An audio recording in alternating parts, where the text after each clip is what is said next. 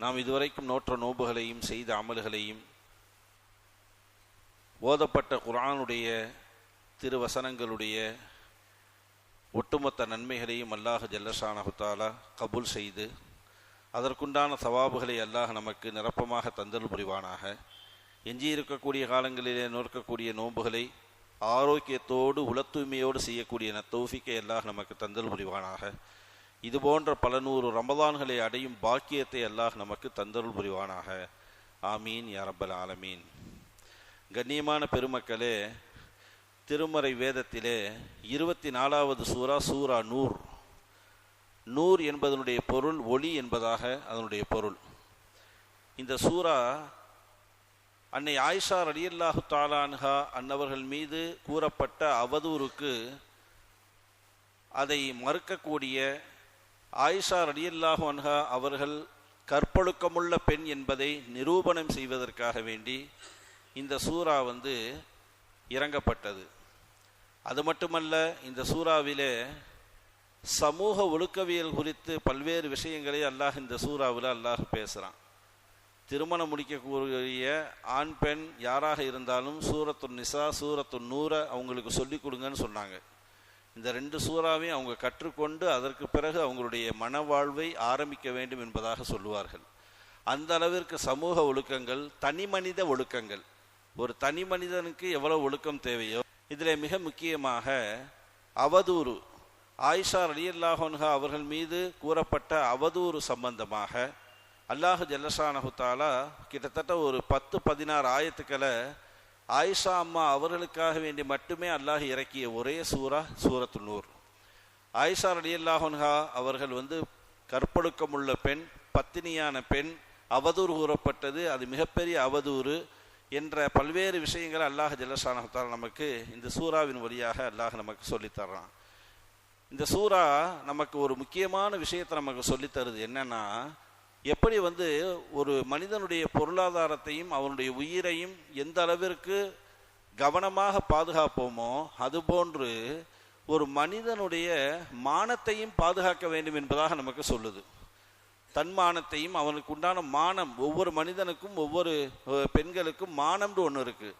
அந்த மானத்தில் ரொம்ப கவனமாக நாம் கையாள வேண்டும், அதிலே களங்கம் ஏற்படுத்திவிடக்கூடாது என்பதில் கவனமாக இருக்க வேண்டும் என்பதை இந்த சூறா தெளிவாக நமக்கு சொல்லுது. கண்ணியமான பெருமக்களே, பொதுவாகவே அவதூறு சம்பந்தமாக அதை எப்படி கையாள வேண்டும் என்ற வழிமுறையை அல்லாஹ் இந்த திருமறை சூறாவில் அல்லாஹ் நமக்கு சொல்லித்தர்றான். அதில் கிட்டத்தட்ட ஒரு 6 ஒழுக்கங்களை அல்லாஹ் சொல்லித்தர்றான். அவதூறு சம்பந்தமாக 6 ஒழுக்கங்கள். இந்த 6 ஒழுக்கங்களையும் எல்லா முஃமினான ஆண்களும் பெண்களும் பேணி நடக்க வேண்டும். ரொம்ப முக்கியமாக அதில் நம்ம கவனம் எடுத்துக்கொள்ள வேண்டும். பொதுவாகவே பொய் அப்படின்னு ஒன்று இருக்குது, 2வது புறம் அப்படின்னு ஒன்று இருக்குது, 3வது அவதூறு அப்படின்னு ஒன்று இருக்குது. இந்த பொய் என்பது தன் சார்ந்த விஷயங்களை மறைப்பதற்காக வேண்டி சொல்லக்கூடிய வார்த்தைகள், அதுக்கு பொய்ன்னு வந்துடும். அதுக்கு மிகப்பெரிய ஒரு குற்றம்தான். புறம் என்பது பிறர் செய்த ஒரு செயலை அவருக்கு தெரியாமல் பேசுவது. நல்லா கவனிங்க, ஒரு நபர் ஒரு செயலை செஞ்சிருப்பாருங்க, அந்த செஞ்ச விஷயத்தை தான் இவர் சொல்றாரு, ஆனா அவருக்கு பின்னாடி சொல்றாரு, இது புறம். இதுக்கு தண்டனை அல்லாஹ் திருமறையில் சொல்றான், ஒரு மனிதனுடைய இறைச்சியை உயிரோடு தின்பதை போன்று. அதாவது அவன் இறந்ததற்கு பிறகு ஒரு மனிதன் இறந்து விட்டான் என்றால் அவனுடைய இறைச்சியை நீங்கள் தின்பதை நீங்கள் ஆசைப்படுகிறீர்களா, பிரியப்படுவீர்களா என்பதாக அல்லாஹ் கேட்கிறான். அந்த அளவிற்கு மோசமானது என்பது புறம், செய்த செயலை அவனுடைய மறைவுக்கு பின்னால் பேசுவது.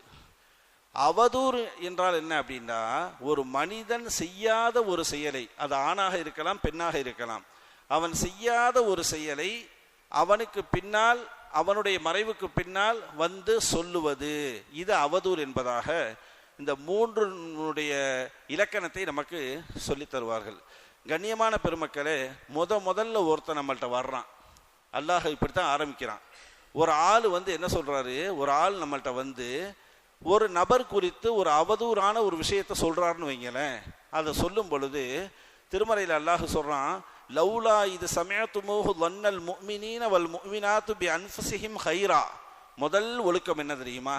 ஒரு முஃமினான ஒரு ஆணையோ பெண்ணையோ குறித்து உங்களிடத்த ஒரு தகவல் சொல்லப்படுது அப்படின்னா நீங்க முதல்ல என்ன நினைக்கணும் அப்படின்னா, யாரு குறித்து சொல்லப்படுதோ அவர் குறித்து நீங்க நல்ல எண்ணம் கொள்ள வேண்டும் என்பதாக முதல்ல சொல்லுது. அது சொல்றான் அல்ல.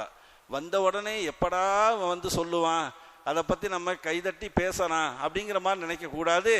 வந்து சொல்லும் பொழுது அவன் குறித்து தவறான ஒரு விஷயத்தை பதிவிடும் பொழுது நம்ம அவன் குறித்து நல்ல விஷயங்களை நீங்க முதல்ல நீங்க சிந்தனைக்கு கொண்டு வாருங்க அப்படின்ட்டு அல்லாஹ் ஜல்லஷானஹு முதல் ஒழுக்கத்தை சொல்லிவிட்டு, இரண்டாவதாக நீங்கள் கையாளக்கூடிய விஷயம், வந்து சொல்லக்கூடியவரை பார்த்து சொல்ல வேண்டும். வகாலு ஹாதா இஃப்கும் முபீன், நீ சொல்லக்கூடியது ஒரு தெளிவான ஒரு அவதூறு என்பதாக இரண்டாவதாக அவருடைய விஷயத்தில் சொல்ல வேண்டும் என்பதாக அல்லாஹ் ஜல்லஷானஹு சொல்லிவிட்டான். அடுத்ததாக அந்த சொன்ன விஷயங்கள் மீண்டும் மீண்டும் நம்ம இடத்துல சொல்லப்படுகிறது என்றால், மூணாவது ஒழுக்கத்தை நீங்க என்ன பேணி பாதுகாக்க வேண்டும் என்பதை அல்லாஹ் சொல்லும் பொழுது அழகாக நமக்கு சொல்லுவான். என்ன தெரியுமா? வைது தலக்கவுனஹு பி அல்சினதிக்கும், அதாவது அல்லாஹ் சொல்றான் மூணாவது ஒழுக்கம், லௌலா ஜாஉ அலைஹி பி அர்பஅத்தி ஷுஹதா ஃபைத் லம் யஅது பிஷ்ஷுஹதாய் ஃபௌலாயிக இன்தல்லாஹி ஹுமுல் காதிபூன். அல்லாஹ் சொல்றான், அப்படி நீ கொண்டு வந்துட்டியா, நீ ஒரு விஷயத்தை என்கிட்ட வந்து உறுதிப்படுத்தி சொல்றியா, 4 சாட்சி கொண்டு வா அப்படின்னு கேட்கணுமா. எத்தனை சாட்சி? 4 சாட்சியை நீ கொண்டு வா அப்படின்னு கேட்கணும். அந்த 4 சாட்சி அவன் கொண்டு வரல அப்படின்னா, எவன் வந்து அந்த அவதூறு விஷயத்தை நம்மள்கிட்ட சொன்னானோ அவனை பொய்யன் என்பதாக முத்திரை குத்த வேண்டும் என்பதாக அல்லாஹ் ஜல்லஷானஹு சொல்றான்.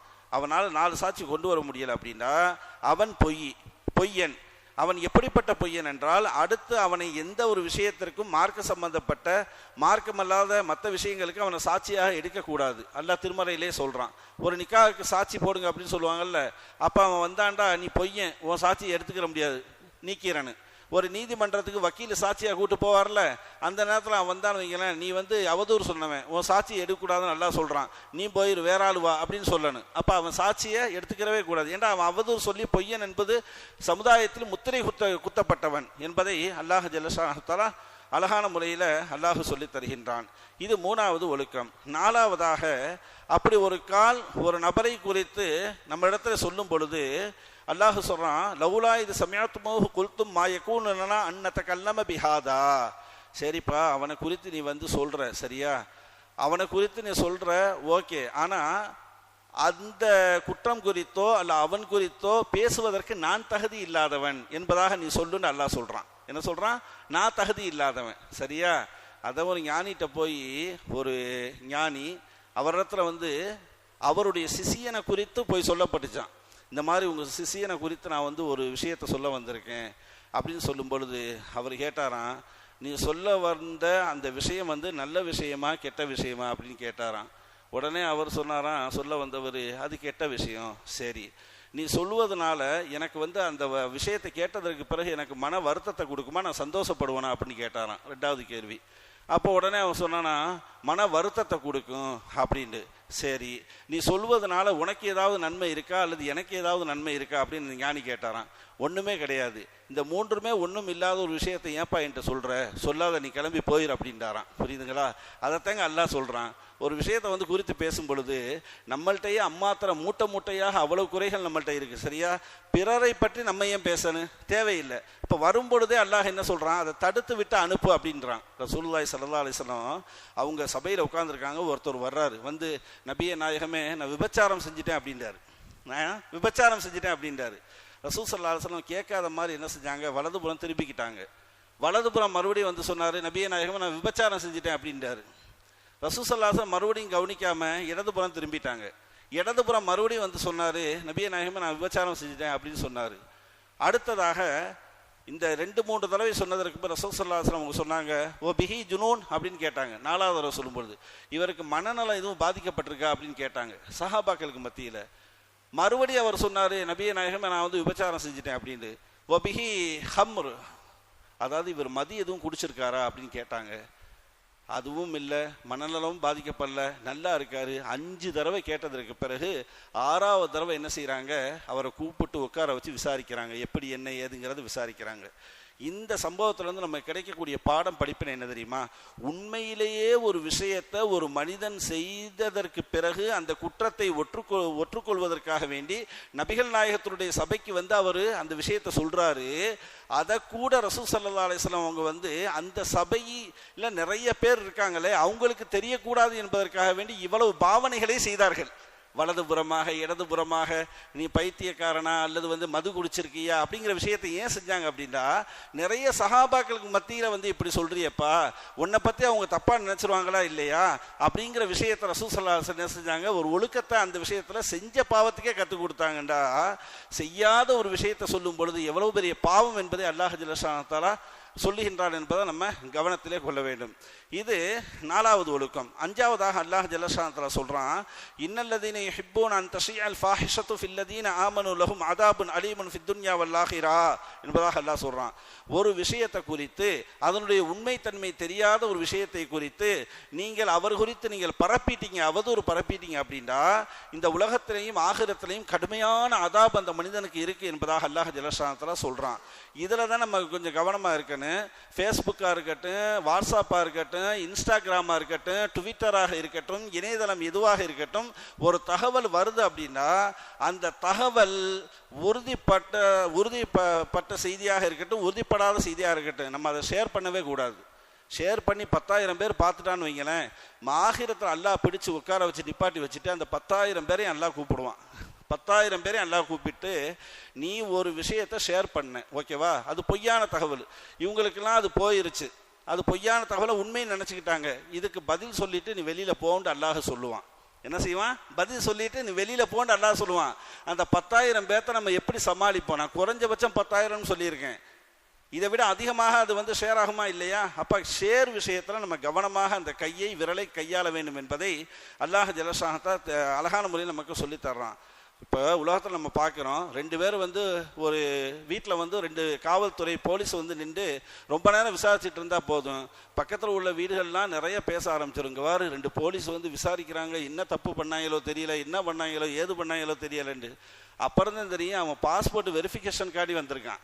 என்ன வந்திருக்கான்? பாஸ்போர்ட் வெரிஃபிகேஷன் கார்டு வந்தவனை வீட்டில் உள்ளவன் எல்லாமே தப்பு பண்ணிட்டான் அப்படிங்கிற மாதிரி தெருவோட பேசப்படுகிறது இல்லையா?